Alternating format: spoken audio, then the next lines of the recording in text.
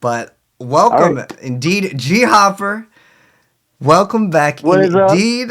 So I have the privilege of being able to talk to someone that has not been into Yu-Gi-Oh, like hasn't been up to date with the game and what's been going on with it. And I just want to know your thoughts on like everything in the game. So if you guys didn't know, G Hopper was in jail for a very long time. How long was it, if you don't mind me asking? Just so It we know was for like 10 years. okay, and what was the last like set that came out while you were there? The last set, it was toward the end of 2011, and Exceed Monsters had just made their little appearance in the game, and a 3-star Exceed Monster was like one of the best things to get, and they used Tour Guide to get it out. Okay, yeah, I do remember that monster, and like it was Zen mains, right? Yeah, yeah. Okay, yeah, I definitely remember that as well. Now, did you feel like that card changed up Yu-Gi-Oh? Like, do you feel like that was going in a direction that you liked as far as like the mechanics of Yu-Gi-Oh? Because that was kind of something new where we were able to stack cards on top of each other. I actually really liked the idea because Yu-Gi-Oh got a chance to expand, and Hmm. it really was moving away, even though it was a children's card game, which could be played very simply. But for the people that took it really serious and were competitive with the game, it actually added an extra element and a dimension to the game that the game had never had before. So I actually really liked the way it was going. Okay, that's cool. So, have you played more recently? Like, do you understand how the link summons work? Like, we were just talking about like the new zones, where like you were mentioning it was like first come first serve, or these two new zones in the middle. Do you know how like a link summon works? The only thing I really know about that is whenever a link monster has like an arrow pointing in a certain way is the way that it can be special summoned. Like I'm pretty lost on that. Okay, so to briefly sum it up, the link monsters need to go in the link zones. In order to have more link monsters, they got to be like connected to those arrows. Like the arrows need to point towards those extra zones. Originally, how it worked was the extra monster zone, which is like those two zones that are in the middle. Uh, all of your extract monsters could only be summoned in those zones. Unless you had a link monster, you were only allowed to have one. A lot of people didn't really like those rules, so basically they kind of went back on it and they're like, okay, we're going to be changing that up. Do you know anything about pendulums? Because those also got a really, really big change as well. Okay, from what I seen on Pendulum, Hmm.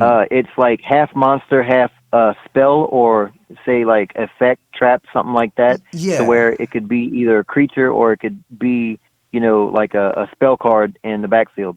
Uh-huh. Yeah, so how it works basically, you have like a number and you can just special summon from your hand any amount of monsters as long as it meets those requirements of the numbers. It used to have its own zone, but they just moved it to the spell and trap zone. Kind of like a nerf, I would say, in terms of like the mechanics. But originally you could just special summon your entire extra deck again and again, but with the link ruling, you only can do it from the arrows. But it was a really strange format. Like, I don't know if you like the idea of basically Yu-Gi-Oh has gone to the point a lot of decks. I don't know if you've like watched anything more recently, but a lot of the duels are all about setting up these boards that are completely unbeatable where you have like cards that are basically like a solemn on legs where it's like it can negate anything. Uh, where there's a lot less interaction, I would say, with more modern Yu-Gi-Oh. Or there's certain cards like, for example, like Rageki's back in the game, and what's wild to me is like people don't even want to play it because it's just not good enough. Does that seem like a surprise to you? Like, Rageki's in the game and no one wants to play it because it's not good. I am like completely blown away that you just said that. Like, I really have no idea what to say to that because Raigeki is like one of the biggest staples that you could ever have. That's an ultimate plus. Like there really is no negative unless you play it when there's no monster on the field, which is illegal. So I mean, saying that it's not good enough, what could be better than killing all of your opponent's creatures? Yeah, well, the thing is that now most monsters will have just some sort of negate effect. So what you need to do is have a effect on your card to negate that. Like right now, the most popular trap card isn't even a regular trap. It's a hand trap. So as long as you control no cards, you can just activate this trap card and negate your opponent's monster's effects. And that's one of the most important things. Also with like Forbidden Droplet, it's a very similar effect where you get to stop your opponent's monsters effects, because nowadays in Yu-Gi-Oh, you don't need card advantage necessarily as much as it mattered back in the day. Like back in the day, card advantage was everything. Nowadays, you have one card that can completely combo your opponent, and you can win off of one card, which that's why people don't play Regeki. If Regeki was a quick play that you could set, yeah, people would play it. But like these days, people don't play solemns. In fact, all the trap lineups for the most part are all things that would stop monster effects, or they'll completely like negate other effects. But yeah, I don't know how long it's been since you played, but I know you sent me a picture. Can I share that picture with everyone? Because I think it was really cool to see. Yeah, sure. Go Okay, ahead. yeah, let me pull it up. So did you use this like mat to actually duel, or what was this? Yes. Okay. This mat was actually the one that I created for myself to play on, because if anybody ever played against me, they knew that I always had custom mats, and Nice. that was one of the things I loved. And I was like, well, look, since I'm playing now in prison, I actually wanted to have a custom mat. And what better than going back to the original stuff and things that I could remember off the top of my head, and make it look pretty cool. So. Yeah, I see the Revival Jam. I see Rescue Cat. You got Karibo. You got Millennium Shield. Jerry Beans, man. It's good stuff. Yeah. So, did you guys like trade mats? Like, was there like any like trading going on in jail with like Yu-Gi-Oh cards or mats or? No, there was no trading like that. I was the only one actually with a mat. Other people really just got like pieces of cardboard, and they just drew lines on it and stuff like that. I was the only one that really went all out. But as far as cards and things like that, trading, it was really just me teaching people how to play. Okay. And them trying to learn to have something to do to, broaden their mind and get out of the surrounding environment. Okay. Yeah. I mean, I'm guessing you guys have. Do you guys have lots of like leisure time where you're able to do whatever, or like when would you be able to play? Like, did you have like set usually on the times? weekends? Okay. It would be usually on the weekends we would play. Okay. So have you like checked out the different like sources we have? Because I know back in the day when I grew up, there was no like YuGiOh Online other than like the official game, which they didn't really keep up with the ban lists and things like that, or even on like the Nintendo DS or any of the games, they never kept up with the ban list. So there is a site called Dueling Network. Did you get a chance to play on that website, or? I was remember? Definitely on Dueling Network and had quite a few good videos from there. Okay, that's cool. Now, did you play on like the manual simulators that had like Yu-Gi-Oh Pro, where like you don't have to argue with your opponent? Like it would just automatically, it'd be like a video game. Did you play that one, or did you just play Dueling Network? I just did Dueling Network. Okay, I gotcha. Now, as far as like the Yu-Gi-Oh trade scene goes, are you still like looking at like cards for values, or like what's your current like state with Yu-Gi-Oh? Are you playing? Are you vending? Or what are you doing right now with the game? I'm actually in the process of trying to get myself established, and once I do plan on trying to get back into the game. Obviously, I'm going to have to start all the way back over again as a noob and learn everything again, because 10 years of Yu-Gi-Oh sets that come out with all these promotional cards and rule changes and erratas and things definitely. like that, it's a lot. Yeah, they errata Crush Card Virus. I don't know if you know about, like, they errated a lot of cards. Like, Brain Control. So many classic Yu-Gi-Oh cards are completely ruined because you just can't, like, use the effect immediately. Let me ask you, how do you feel about erratas? Because, as an old school Yu-Gi-Oh player, you have those classic cards. Okay, the thing that I would say is what you had just said about they ruined classic cards. But if you really think about it, they tried to make them playable, because if they didn't try to make these things playable, they would just sit on the ban list for like 20 years and come off one time and then get immediately banned a couple months later. So I mean, by them errataing them, they were obviously trying to water them down so that we could play them. But some of the things I agree with for some of the ones that I read, but other ones, like, that's ridiculous. Mm-hmm. So, like, for instance, I was going to say Chaos Emperor Dragon. I know they errated that to where you cannot use his effect if you activate any other card effects that turn, and then I think it must be like the first thing you do. Yeah. Well, I mean, I can pull it up real quick. I have a application. Yeah, like I think you can't like do anything else pretty much after. So like after it works, you can't activate other cards or effects during the turn you activate this card's effect. So you basically are stuck with just Chaos Emperor Dragon, and then that's it for that turn. Now, I do have a question about that now. I was always one to think outside the box and try to, try to get ahead or any kind of loophole is what people would say. You said that the card says you cannot activate it if you activate any other cards this turn. Does it technically know what happened before it? Like, could you play something first and then do it, or could you, like, is there any way to manipulate the wording of that to be able to do something else? There are Yu-Gi-Oh cards that will say like you can't special summon after whatever. This one specifically says you can't activate other cards or effects during the turn that you activate this card's effect. So, Okay.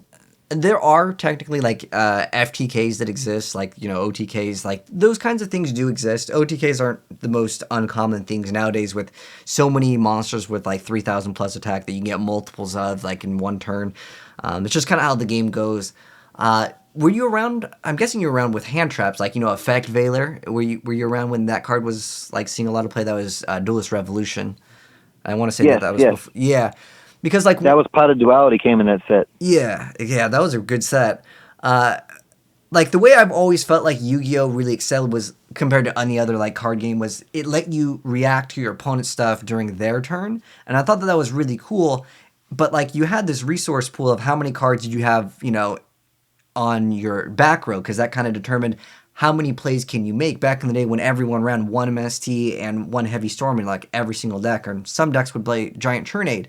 Nowadays, you can't really expect to know exactly what your opponent has in terms of like card advantage, because their back row doesn't mean anything, because their hand is their back row essentially, and you can never really know. Do you like that idea, or do you like the idea of, well, if they commit to the board, like but putting their actual back row, that you can know what kind of plays you can and can't make?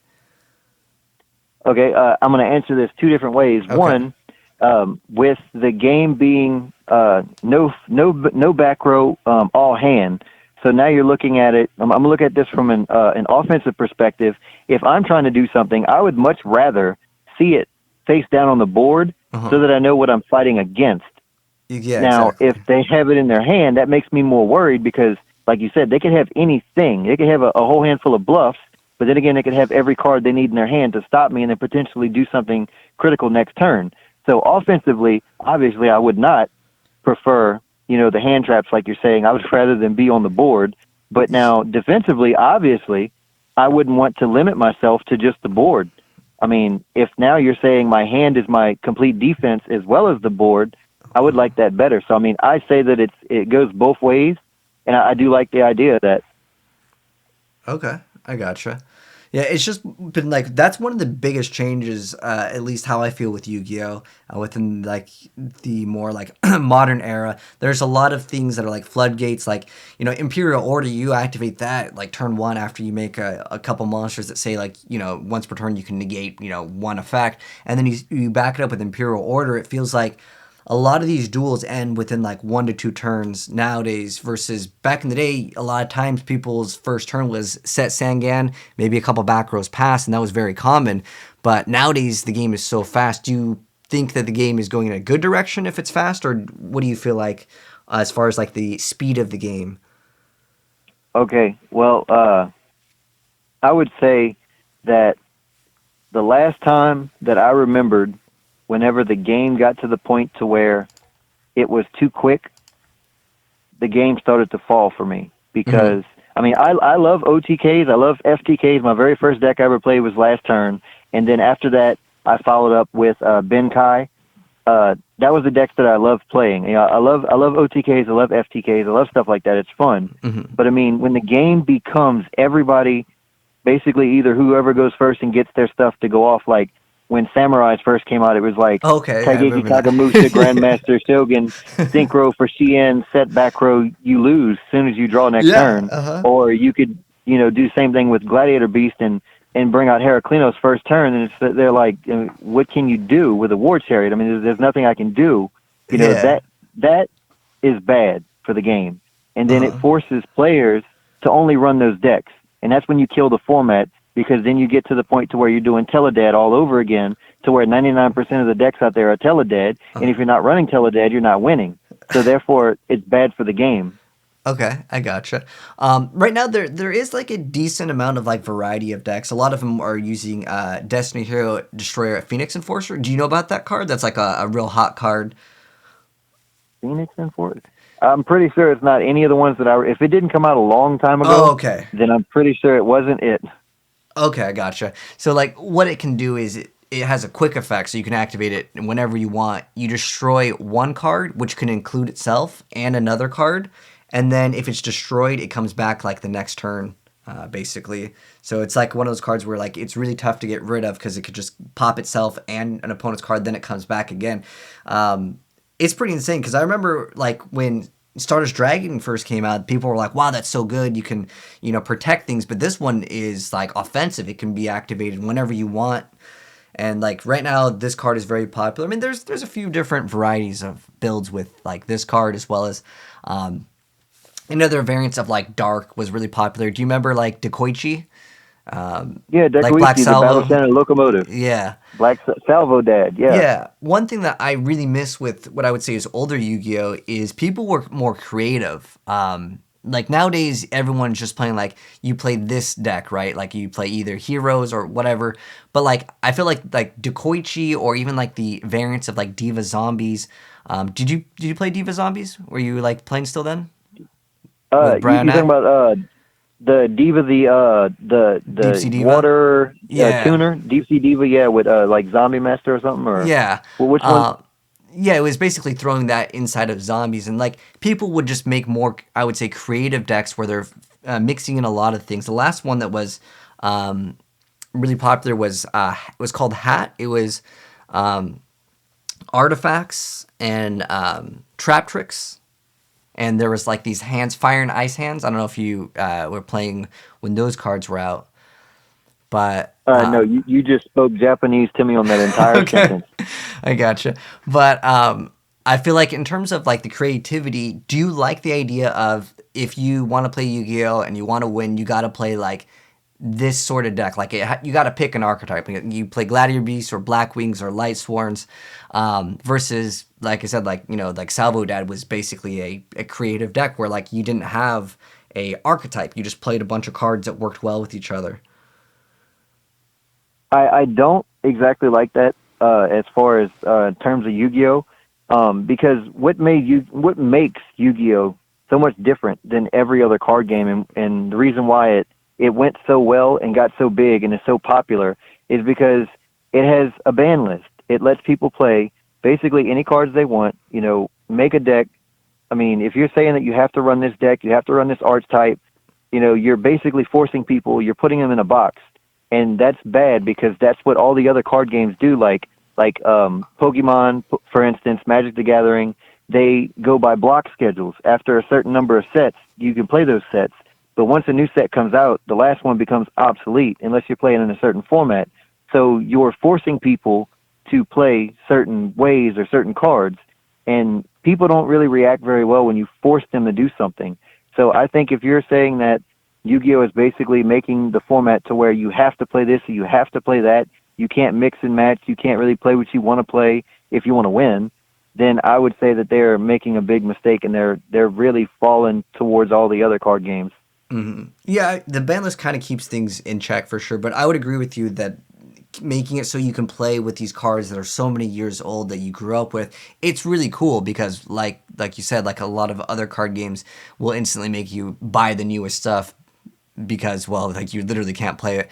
But Yu-Gi-Oh doesn't really support like the older formats, I would say, as much. Like sometimes with Magic they'll support like more legacy stuff, but in terms of Yu-Gi-Oh tournaments, they don't really support older stuff as much as basically the newest stuff because, that's going to promote sales. But since you were also a Yu-Gi tuber back in the day, Why don't you give yourself a shout out to your new channel? Because I'll also link it. Because if you want to get back into the game, I want you to be able to at least provide yourself with some sort of way to promote your own stuff. Because I appreciate you coming out and talking about the game now. Because I like seeing the perspective of someone that hasn't been in the game for 10 years, but like obviously did grow up with the game. Oh yes, most definitely. The channel's name is I wanted to stay simple with the Ghopper85 concept, but since obviously Ghopper85 is dead and gone, it calls for something new. So it is Ghopper RNA 85, and it stands for Ghopper Revived and Alive 85. Okay, I gotcha. So where do you want Yu-Gi-Oh to go in terms of the direction? Like, do you have like a vision of like what you would like to see the game do? Anything different? I know you haven't really checked out links, but that's definitely something that I'll send you like a link to like how it works and like the mechanics. And I don't know if you know, but Dueling Network at one point was shut down. They actually got like some cease and desist, but they're kind of back up. It's basically the same. It's called Dueling Book. But do you plan to like upload? Like, what do you plan to actually do in the future with Yu-Gi-Oh or whatever you decide to pursue as far as your passions go? Are you going to do like gameplays? Because I remember back in the day, like you had the best Yu-Gi-Oh collection on YouTube, like that I've ever seen. Like you had Kanan. I don't know. Do you want to name any other like crazy cards that you had? Kanan the Swords Mistress. Yeah, I remember that one because I saw that for the first time. I was like, I didn't think it ever existed to actually like see a copy of it. That's very rare. What else do you have back I got in a the couple day? of them. I would say I got a couple of them. I definitely remember some of the most popular things that I had that people would always just like be like, "Wow, how did you get that?" I had an original Bandai Mirror Force. I had the Arcanine Test Tigers. To where we started doing the card art on the card. Did Amanda do those ones? I think, right? Yeah. Yeah. Okay, I gotcha. Yep. What was the other one? I had gotten. I actually remember fainting when actually this happened. Believe it or not, T-Bert actually caught me because he was actually recording at the time. But whenever I got Dan Green, who's the voice actor of Yugi Moto, I think it was either at a Nationals or something, and I got him to sign my TP2 Ultra morphing jar, and I also got him to sign my Shonen Jump Championship Cyberstein. Oh, dang! The Cybersign I know is like several $1,000s now. That's an Yeah, old I OG definitely Yu-Gi-Oh seen card. that. So, do you have any Yu-Gi-Oh cards now, or like? I don't have any currently right now. Okay, I got you. Do you? I know some people that like haven't played the game for a really long time. They just like play online now because with access to just you get access to all the cards instantly. Don't have to open up packs because this game. I mean, you're an OG Yu-Gi-Oh collector. Like these cards are not cheap, especially nowadays. There's so many cards that are $100 a piece. Do you plan to? I don't know what you plan to do for content creation. Do you want to upload like gameplays, or are you doing like just card discussions? What do you plan to do with your channel? Whenever I actually get a chance to get everything legalized to where I can have this channel and do what I want with it, I'm actually wanting to do a lot of the older things that I had, like games. Let people tell me what kind of decks they want to see played, so that they can they have their ideas for decks. They would tell me, and then obviously we'd create the decks and have someone, equal experience to play the decks so that we can give them some test playing, live on camera for situations that they might come across, or they could go against top tier decks to see how well they fare, stuff like that. I would also like to give back to the community as like I always did, to where certain people get shout outs, where, just I really want to do a lot of the stuff that my old channel did, as far as publicizing the subscribers to keep them going, because it's really not about the individual like me. It wouldn't be about me or my channel. It'd be about what's good for the community, because the Yu-Gi-Oh community is a family, and if anybody does any kind of Yu-Gi tubing, they understand this. Like the Yu-Gi tube community is a family, and you have to do what's best for the survival of that family. So, I mean, whatever they would need, whatever they would want, it doesn't matter. they would get it. Okay, I gotcha. So I guess you're doing a lot of this stuff, and that's going to be really cool though, because like I grew up, creating content many years ago, and I like that classic feel of like even just YouTube content in general. Nowadays, I feel like when content is too overproduced, like they got like so many things, it loses the YouTube feel, and it feels more like TV, which is something that I think will be interesting to see. What you create. Now, a lot of people still actually play like older formats. Is that something that you're interested in doing, or do you want to play modern? When you start creating content. I mean, obviously, I would have to start with the older because that's where I was at. And I think the way that I was planning on getting back into the game, I would obviously, like, something about me is I have to understand something. Like, I have to break it down to understand it. Like, any games that I play, whether it be like on a phone or something, or whenever I was incarcerated, any games we played on the tablet, the first thing I would do with a game is I would play it for a minute, and then I would stop, and then when I would go back through it, I'd be trying to write down all the stuff to break down the game to understand why it functioned the way it did, so that way then I can formulate what's the best way to play this game. And what I would do with Yu-Gi-Oh! To get back into it, because I'm so far behind, I would start from where I left off, and I would follow the game from there. I'd go on to see what won, and then I'd see what format went to next, what decks won and why did they win, what combos happened, so that way I would know what cards would be good during that time, what was useful, and I would follow the game like that until I finally caught myself up into the game it is now, and then from there is when I would probably want to try to actually play. Okay, I gotcha. Now, I'm really actually interested also in like while you were in jail, like how did you guys actually like play the game? Did you guys like have like tournaments, or like what exactly did you guys do when you guys were playing? Did you guys play for, I don't know if you guys played for like extra food, or like, because for me, when I play with Yu-Gi-Oh! With friends, it's fun, but I like to sometimes wager, we wager cards. That's like usually a thing. Like it doesn't even need to be that much, or we'll be like, we'll play and like the loser buys the other person a pack of cards at locals or something like that. Did you guys do any of that kind of stuff? It's a yes and a no. The way it worked, since I was the one, basically creating all the cards, because we had gotten printouts of the card set. Oh, okay. So you had like a printer? Yes, they actually had printers there, but we could also get them in through the mail. And one of the places we actually used was the library, the state library. Oh, okay. They'll let you get 30 copies for one stamp. So if you mail them a letter and tell them what you want, they'll send you. So they would print out. That's cool. Yeah. Okay. So then you guys like had basically proxies. Do you know that term, proxies? Like that's what we used to call. Yeah, we used to call.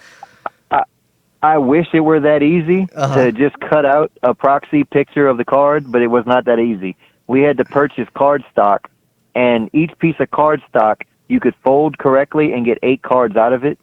So from there, we would purchase pens, colored pens, and we'd literally have to draw like the stars for the creature, the name, the effect, the attack, the defense. We just wouldn't draw the picture. But we put these things on card stock. Okay, I gotcha. Did you do you have any pictures? Because I know I have the picture of like your mat, but do you happen to have any of your pictures of your cards? Oh, no. Everything, whenever I actually left, I left everything to the guys who actually still wanted to play. There's no point for me to bring that. I gotcha. Yeah, that's very nice of you to do that. That's pretty cool. Now, I'm looking at like your mat. So did you have to use tape, or like is it laminated or something? Because it kind of looks like it's got some sort of gloss or something. I actually didn't, because a lot of people are clumsy, and I didn't want them to, get anything on the mat. So after I did it on paper, I took cards, like it's like binder protector sleeves. Like if you take a sheet of paper and you put it in a little sleeve thing, I did that, and I customized it to where it would fit around the thing, and I taped it. Oh, okay, that's pretty clever. Yeah, well, I appreciate you taking the time out to just talk about it, but I'm curious to see what you do create in the future, and I don't know, is there anything else you wanted to say before we sign off over here? I want to thank you for this opportunity. For the first thing, I want to tell everybody that I love and miss y'all. Y'all are still my family 10 years later. Love me or hate me, I still respect it either way. I'm a completely different person now, and I'd like for everybody to get to know who I am. And I ask that everybody just bear with me. I promise things will get better in the future. It's just right now it's really it's really difficult at the moment, and I can't really talk about it. But just know good things are coming. Just bear with me, and I hope everybody continues to play the game and stays on YouTube and does the YuGiTubing thing. And it was really good to actually have this conversation. Like, I really get excited talking about this. Yeah. It's how people can tell it's a passion. Even 10 years later, it's still a passion because, you know, you get goosebumps talking about it. Yeah, it's a hard game to quit. I always have friends that come back, you know, maybe a year or two. They're like, okay, I gotta learn new stuff. What's the new stuff? And Yu-Gi-Oh never really leaves anyone. I want to say, like, people come back to the game. It always is a thing. But thank you so much again. And I'll, like I said, leave his channel if you guys want to go subscribe to him. Check out his content. It's gonna be definitely different if you guys want something completely new. I mean, he's gonna definitely deliver something that I don't think any other Yu-Gi-Oh content creator is gonna be able to, you know, be like negative 10 years in terms of like, you know, the content and in terms of like what he's going to do. You're going to be able to see that progression. But anyways, thanks a lot for watching. I'll see you guys later. Peace.